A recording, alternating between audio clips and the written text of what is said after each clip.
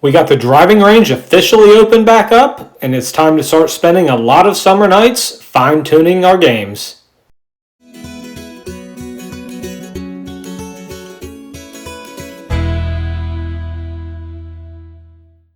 Welcome back to Under Par Acres. For the last month, we have anxiously been waiting for our 10-acre field to dry up so that we can get it cut and turn it back into a driving range. It's finally that time, and we are going to take the box blade off the tractor and get the bush hog set up. I'm slowly improving at changing tractor attachments, but it's still one of my least favorite things to do. Once we got the bush hog hooked up, it was time to start heading over to the field. Our trails are dry enough for the gator to get through now, but I'm playing it safe with the tractor and taking it around the block on the road as I don't want to risk getting it stuck in the mud. And once I get over to the field, I go ahead and drop the bush hog down and mow a few laps around the perimeter.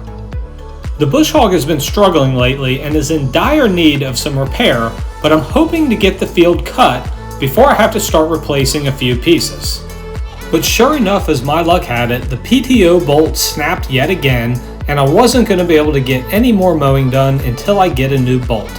I had a few hours though and really wanted to get some work done, so I walked the trails back home and got the trailer hooked up to the gator. From there, we loaded the zero-turn mower and the weed eater, as I could at least clean up around the tee box area.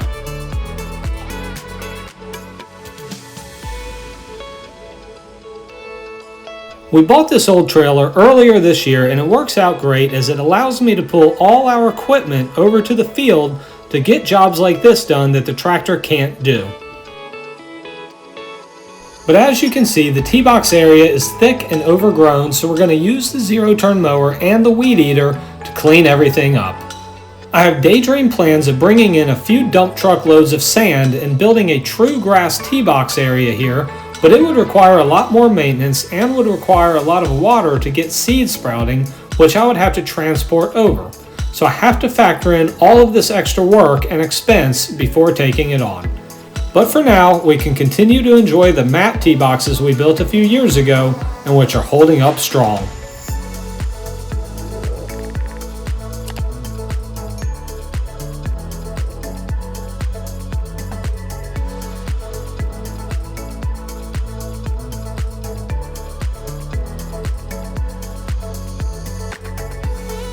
We got the tee box cleanup work all done and it's looking great, but now we're even more anxious to get the field mowed.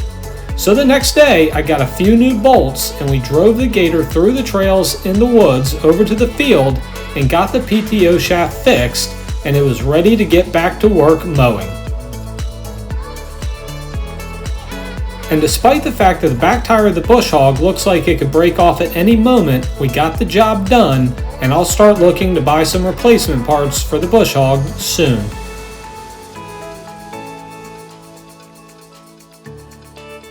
The next weekend, Wilson and I were anxious to start hitting balls into the field, so we headed over on the gator, splashing through the mud holes after we had a hard rain, but before we played any golf, we got the push mower out to mow the grass tee box as low as possible.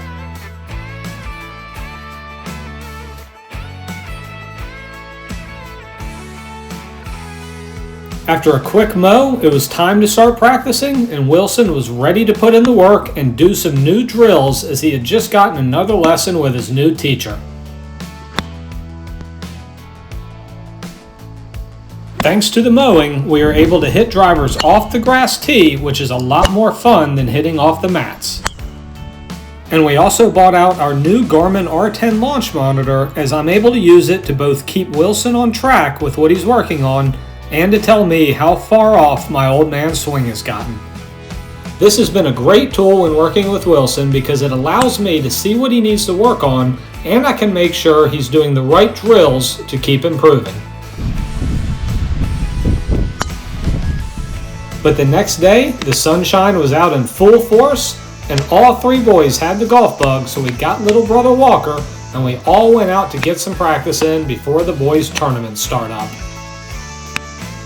And while it may be far from perfect, our hayfield driving range is a ton of fun, and you'll be able to find us out here nearly every sunset this summer. Thanks as always for watching, and we will see you soon.